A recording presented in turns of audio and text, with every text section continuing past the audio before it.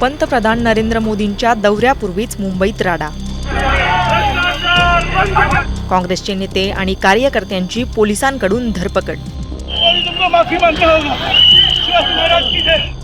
तर प्रमुख नेत्यांभोवती पोलिसांचा कडा पहारा। हे सगळं घडतंय कारण आज मुंबईत पंतप्रधान नरेंद्र मोदींचं आगमन झालंय। मुंबई पोलिसांनी काँग्रेसच्या प्रमुख नेत्यांभोवती कडा पहारा ठेवून त्यांना निदर्शनासाठी बाहेर पडण्याला मज्जाव केलाय। त्यामुळे खासदार आणि मुंबई काँग्रेसच्या प्रदेशाध्यक्ष वर्षा गायकवाड यांच्या संतापाचा पारा चांगलाच चढलाय। मुंबई पोलिसांनी सकाळपासूनच वर्षा गायकवाड यांना त्यांच्या घरीच स्थानबद्ध करून ठेवलंय। त्या प्रकरणातील गुन्हेगार आहे तो मोकाट सुटलेला आहे, तो पसार झालेला आहे।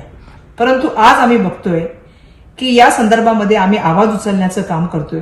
तर सकाळपासून आमच्या सगळ्या कार्यकर्त्यांना जे आहे ते पोलिसांच्या माध्यमातून डिटेन करण्याचं काम चालू आहे।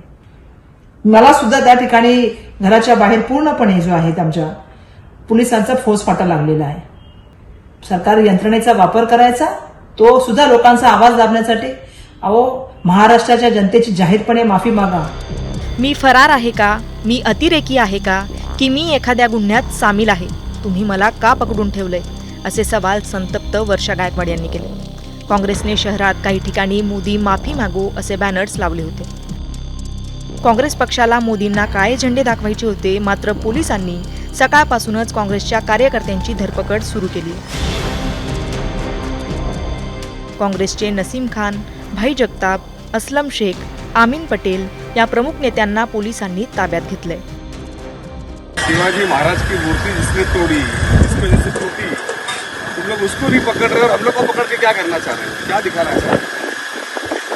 सब अपना काम करने जा रहे, कशाला थांबवता आम्हाला? त्यांना अटक करा ना, ज्यांच्यामुळे झालंय। मग तो आमदार असू दे, खासदार असू दे, कॉन्ट्रॅक्टर असू दे, जे कोणी असू दे, त्यांना पकडा ना। आमच्या सारख्यांना पकडून काय करणार तुम्ही, मला काय समजायचं? आम्हाला पकडण्यापेक्षा ज्यांच्यामुळे महाराजांची मूर्ती पडली त्यांना पकडा, असं असलम शेख म्हणाले। तर काँग्रेसच्या नेत्यांना धरपकड केल्यानंतर युथ काँग्रेसने आंदोलन पुकारले। या आंदोलनातून युथ काँग्रेसच्या कार्यकर्त्यांना पोलिसांनी फरफटत नेले। एकीकडे तैनात केलेला पोलिसांचा मोठा फौजफाटा, तर दुसरीकडे मोदी तुम्हाला माफी मागावीच लागेल अशा घोषणा, असं काहीचं चित्र मुंबईत दिसतंय। आम्ही असा कोणता गुन्हा केलाय की पोलिसांनी आम्हाला अडवून ठेवलंय? फडणवीस साहेब, तुम्ही काय वागताय? जिथे शासन केलं पाहिजे तिकडे तुम्ही शासन करत नाही आणि विरोधकांचा आवाज दाबण्याचा प्रयत्न करत आहात। मात्र आम्ही शिवरायांचे मावळे आहोत, असं काँग्रेसच्या नेत्यांनी ठणकावून सांगितलंय। छाया काविरे, मुंबई तक।